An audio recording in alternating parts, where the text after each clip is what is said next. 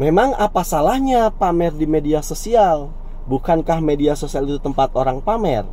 Menurut kamu ini pertanyaan atau penyanggahan? Nah, pada kesempatan kali ini kita akan membahas satu kejadian viral yang terjadi tanggal 18 kemarin pukul 4 subuh ya, 4 pagi. Ini saya ambil dulu salah satu saya cantumkan dulu beritanya dari Tribun Bogor berikut ini.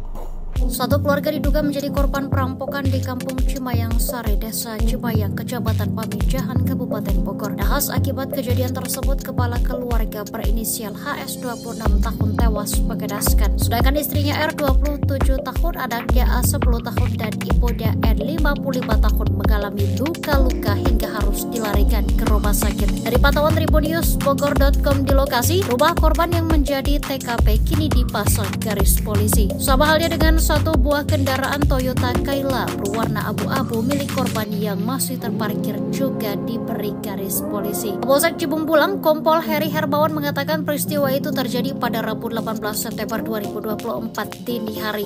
Dari hasil olah tempat kejadian perkara, polisi menemukan botol minuman keras dan kopi di sekitar halaman rumah bersama dengan ceceran darah.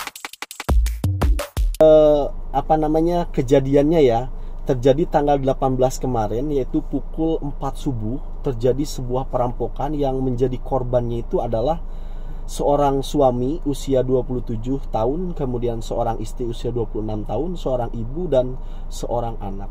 Seorang suami ini meninggal dan kemudian yang lainnya itu bersimpah darah dan kritis dilarikan ke rumah sakit. Ini sungguh-sungguh kejadian yang sangat kelam dan sangat tragis. Namun yang jadi unik di kisah perampokan ini yaitu apa?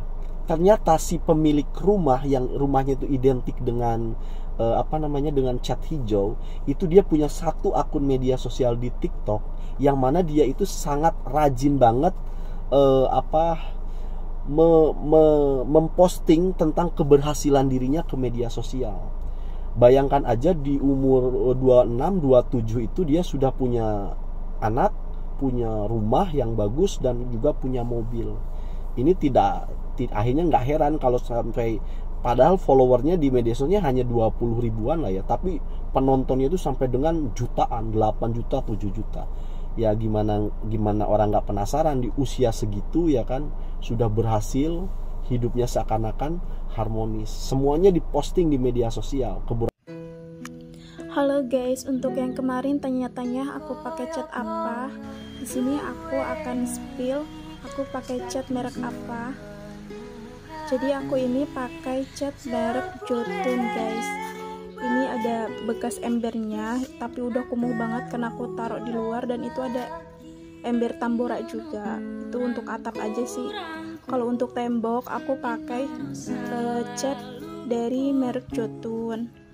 Untuk warnanya aku pakai warna sage green sama krem ya. Itu ada ember kecil bekas kekurangan cat dinding aku ya. Nah aku pakai merek dari Jotun semua, kecuali tambora itu untuk atap aja, untuk plafonnya aja. Oke guys, lunas ya, udah aku jawab. Tapi kalau untuk kodenya, aku kodenya tuh kurang tahu ya. Udah, assalamualaikum guys. Keberhasilan suaminya, keberhasilan dirinya, apapun tuh diposting. Sampai interior rumahnya yang mewah, rumahnya yang dianggap bagus, itu semuanya diposting gitu loh. Nah kemudian ya itulah, di tanggal 18 terjadilah perampokan itu yang menyebabkan suaminya meninggal. Kemudian dianya sendiri sekarang masih di rumah sakit kritis dan perampoknya masih buron. Akhirnya netizen tuh kayak mengambil satu pelajaran dari kisah ini. Makanya jangan suka banyak pamer, karena di luaran sana masih banyak orang yang susah, yang iri dengan keberhasilan kamu, kan begitu. Ini seakan-akan orang ini, netizen begini nih, yang ngambil satu pelajaran dari kisah ini seakan-akan benar. Tapi kalau kamu perhatikan lebih dalam, ini sebenarnya orang-orang yang begitu tuh kurang tepat kalau menurut saya. Justru yang iri itu bukan hanya perampoknya, tapi dia juga ketika dia bilang makanya jangan suka pamer gitu kan, itu akhirnya akibatnya begitu. Sebenarnya dia juga itu sedang iri gitu loh, sama dengan perampok itu. Bedanya kalau perampok itu menyalurkan iri dengkinya lewat lewat perampokan lah. Kalau dia ini yang bilang makanya jangan sombong itu, dia menyalurkan iri dengkinya lewat ucapan, sama-sama menyalurkan rasa iri dengkinya gitu. Jadi lantas sebenarnya boleh nggak sih pamer di media sosial?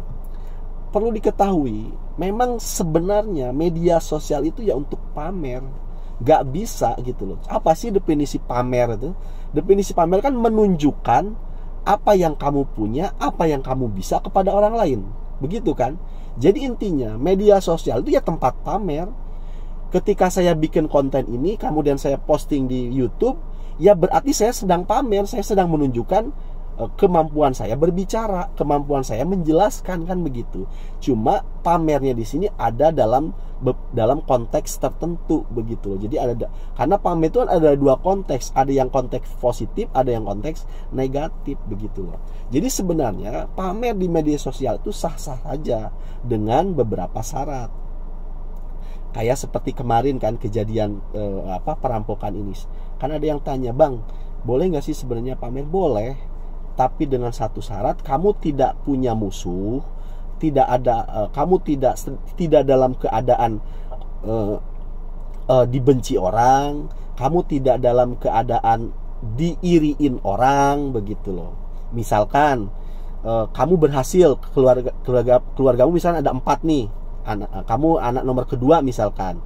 Nah itu kan yang 3 ini belum berhasil tapi kamu berhasil. Nah ini jangan, kalau dalam keadaan seperti ini diusahakan menghindarilah pamer di media sosial. Tapi kalau kamu dalam keadaan ketiga saudaramu sudah kamu bantu, sudah kamu cukupin, sah menurut saya pamer. Karena pamer itu, kalau ingin pamer di media sosial itu ada triknya. Saya ambil contoh lah, saya sekarang nih, saya bikin konten di dalam mobil. Itu kan pamer. Pamer apa? Ini ingin menunjukkan kepada orang kalau saya punya mobil, tapi dalam konteks positif. Yaitu apa? Saya bikin kontennya bukan konten tentang mobil. "Oi, ini lihat mobil saya. Wah ini fiturnya ini." Enggak begitu. Tapi saya bikin konten tentang edukasi misalkan begitu. Jadi fokusnya orang bukan kepada mobil saya, tetapi kepada edukasi saya. Tapi di sisi lain dia, saya juga sedang menunjukkan, "Woi, saya ini punya mobil," gitu loh. Nah itulah pamer dalam konteks positif, begitu loh. Atau kalau ingin lebih bagus lagi, Anda ketika mau pamer di media sosial tapi dengan trik. Contohnya kamu ingin memperlihatkan rumahmu, misalkan kamu tuh baru bangun rumah. Caranya boleh di videoin, diposting, tapi ada konteksnya. Misalkan kamu undang anak yatim sekitaran, bikin acara syukuran, begitu loh. Nah kemudian sambil itu kamu videoin itu anak-anak yatim itu ketika acara syukuran di rumah kamu. Nah situlah kamu videoin. Kan sama juga, tetapi orang menilainya kamu sedang peduli dengan anak yatim. Tapi di sisi lain juga kamu kan terpenuhi juga hasrat kamu, ingin menunjukkan rumah kamu kepada orang lain kan. Nah begitulah, karena mau tidak bisa dipungkiri bahwasanya memang udah menjadi hasrat manusia. Ketika dia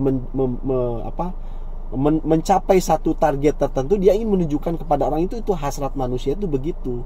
Jadi kita nggak bisa menutupi hasrat itu. Yang kita bisa itu adalah cari triknya, gitu loh, diakalin lah ibaratnya tuh begitu. Jadi bayangin aja nih, kamu habis punya mobil misalkan, atau habis punya rumah bagus kayak yang rumah hijau itu tadi, tapi yang kamu undang tuh anak yatim. Coba, itu bukannya orang iri sama kamu, malah makin simpatik gitu loh. Wah orang ini dermawan, masa iya saya tega mau ngerampok rumahnya dia, kan begitu. Padahal pada dasarnya kamu juga ingin menunjukkan kan kalau kamu itu punya rumah baru. Nah begitu. Nah begitupun juga dengan kalian nih. Kalau kalian punya pencapaian sesuatu, sah-sah aja, posting aja di media sosial, tapi ingat konteksnya, biar tidak menyebabkan orang lain itu berpikir macam-macam, berpikir iri dengki, begitu loh. Nah, jadi sampai sini paham ya bagaimana cara kita menyikapi satu tragedi ataupun satu kejadian di dalam hidup kita itu seperti itu. Terima kasih. Mohon maaf kali ini saya tidak bahas tentang kasus Vina, saya selingin. Ya mudah-mudahan aja kalian bisa ambil pelajaran dari ini semua, dan kita tetap doakan kepada 7 terpidana itu Mudah-mudahan dimenangkan PK-nya dan dibebaskan. Amin.